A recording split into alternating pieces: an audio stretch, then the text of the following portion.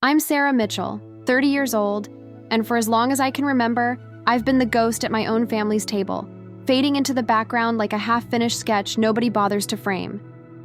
It was a sticky July 4th cookout, our annual backyard bash, with the smoky scent of ribs on the grill and the chatter of cousins mixing with clinking glasses.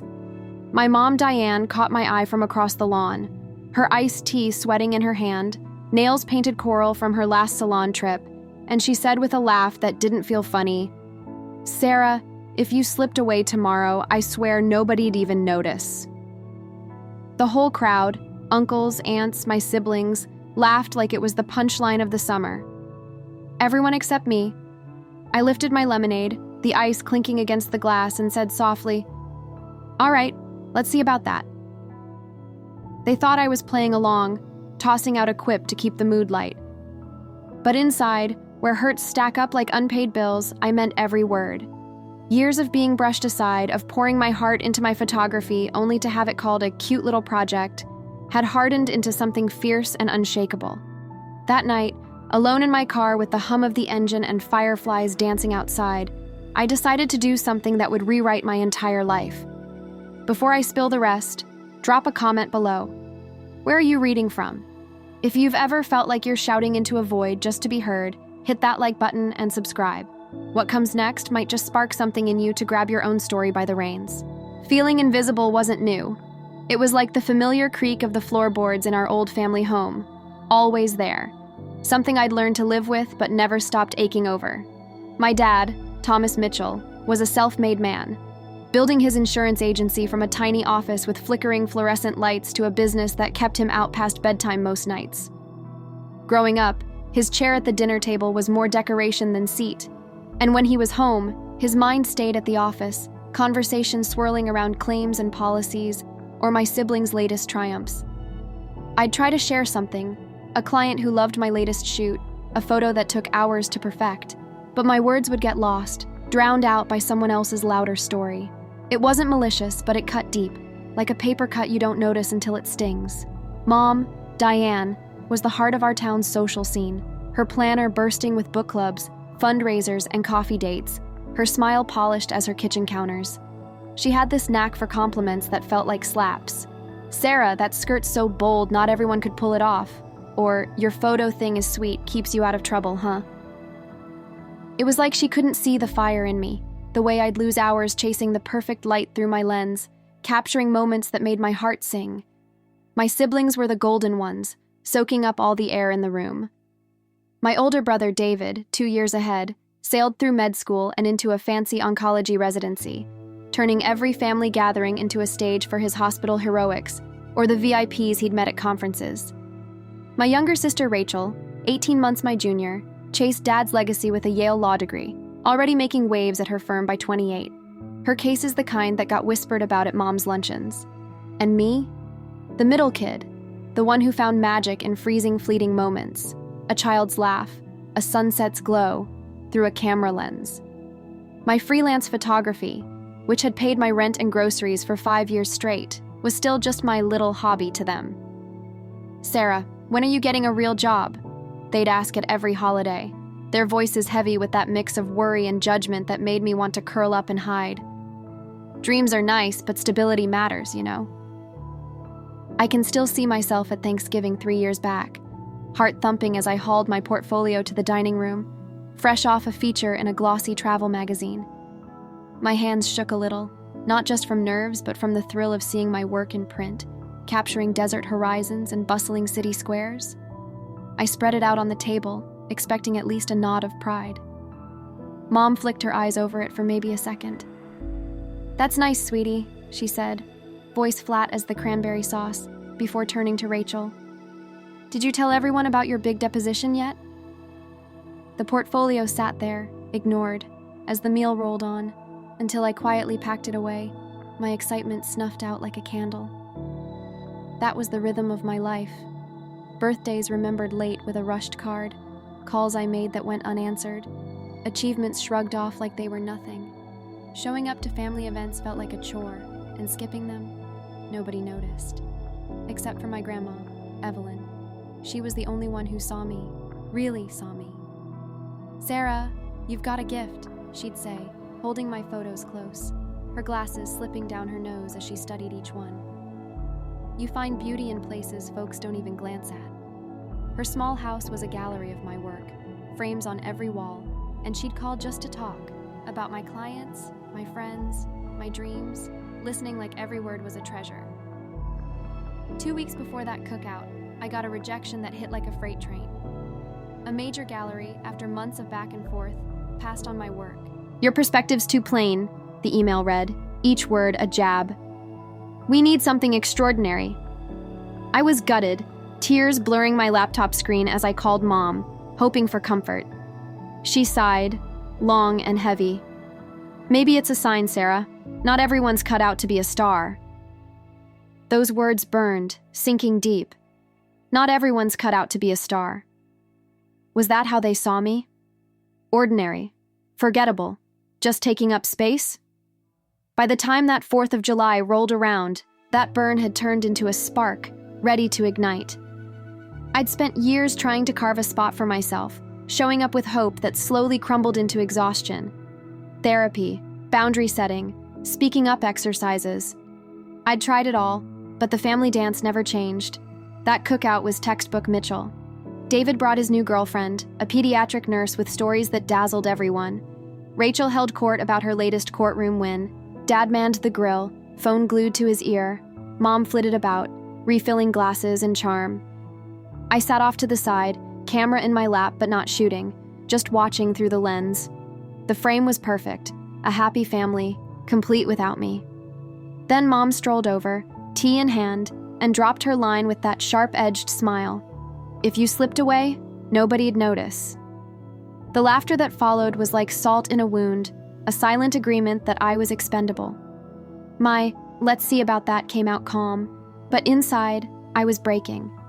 Driving home, tears hot on my cheeks, her words looped like a bad song, the worst part being that deep down, I half believed them. I pulled into my apartment lot as fireworks lit the sky, their booms echoing my own need to break free. Inside my one bedroom, the space I'd made a home while juggling shoots and laundry like any work-from-home mom, I paced. Window to kitchen to couch, the walls closing in. It felt like a holding cell, not a life. Midnight struck, and I called Lisa, my college friend who got me like nobody else. We'd bonded over late-night darkroom sessions, her steady presence a lifeline through the years. She answered, voice fuzzy with sleep. "Sarah, everything okay?" "I'm doing it, Lisa," I said, my voice steady despite the storm inside. "I'm disappearing." A long pause then.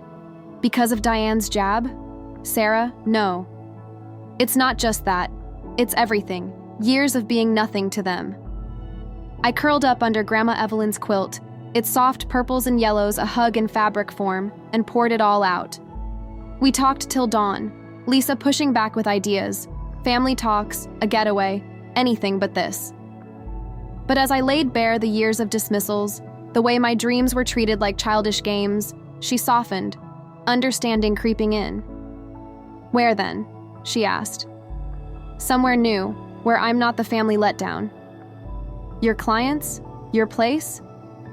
"Got savings," I said, thinking of the late nights editing photos, the hustle that built my cushion. "I'll sublet, work remote, start fresh."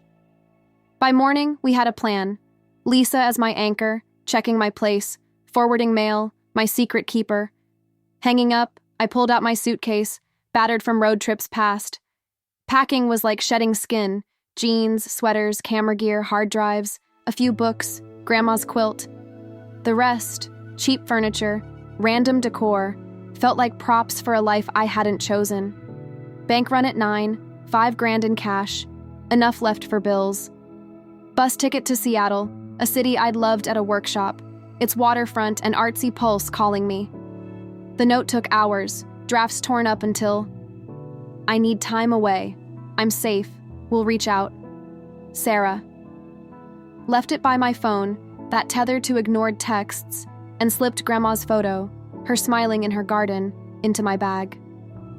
Dawn air was crisp as I rolled to the Uber, driver silent, thank goodness. No looking back as we left, Nothing there I needed. Bus station hummed with early travelers. Cash for a one-way ticket. I boarded, heart pounding with fear and freedom. As the bus pulled out, I felt lighter, no longer the overlooked sister, the dreamer with no place. I could be me. Seattle greeted me with gray skies and a drizzle that felt like a clean slate. 2 days on the road, dozing in awkward seats, watching America blur, fields to forests, each mile a step away from the old me. I spoke little, just polite nods to strangers, my mind wrestling with what I'd done. At the station, rain-soaked and weary, I checked into a budget motel, its musty smell a small price for solitude. That first night, alone on a sagging mattress, I cried. Big, ugly sobs, not of regret, but of the weight of freedom, the terror of it. Mom's smirk, Dad's absence, David's smugness, Rachel's rivalry, a lifetime of begging to be seen. Sleep came with a vow. I'd build a life where I was enough. Days later, I found a studio above a record shop in a quirky neighborhood, rent steep, but the skylight perfect for my work. Unpacking was emotional. Grandma's quilt on the bed, books on a shelf I built from thrift finds, camera gear by the window where I'd edit while sipping coffee, balancing shoots like I'd done back home. Money was priority, savings wouldn't last. Day 3, rain chasing me into Soundwave Coffee. I met Karen, the owner, a 50-something with warm eyes who spotted my soggy rental listings. "New in town?" she asked, steaming my latte. Her kindness pulled truth from me. Not all, but enough. Starting over. "Been there," she smiled. "Need work? Flexible shifts for your photos." Boom. 20 hours pouring coffee, room for my lens. Karen's own restart post-divorce bonded us. She saw my hunger for reinvention. The cafe became my haven. Morning setups a rhythm like home life. Grinding beans, steaming milk, customers' names sticking like old friends.